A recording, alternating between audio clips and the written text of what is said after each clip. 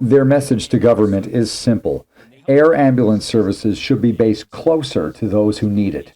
The Gander and Area Chamber of Commerce says that makes Gander an ideal location for an air ambulance base, not St. John's, which is what the province listed in its request for proposals. If you look at patient transfers, fixed-wing patient transfers, okay, 100% of those occur originating outside the Avalon, okay, right?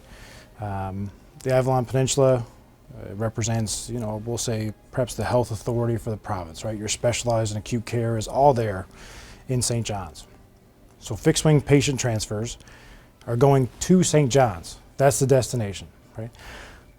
Common sense perspective, why we have an aircraft based at the destination? The province says it chose St. John's as one of 2 sites for an air ambulance base because that's where most of the health professionals who will staff the service live.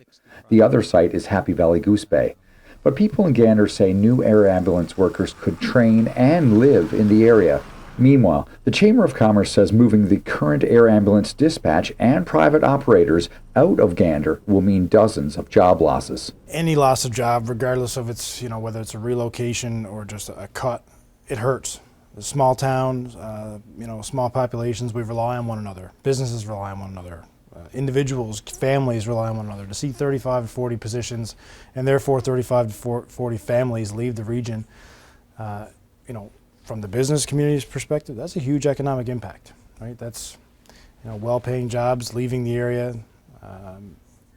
That's, it's just not something we want to see. Regardless of how they're lost or where they're going, it's not something we want to see. The Chamber says they're concerned by the government's move to eliminate Gander as an option before the RFP even closes. We represent about 200 businesses. So we represent the businesses, but I think on a small part, we also represent the communities they do businesses in, right?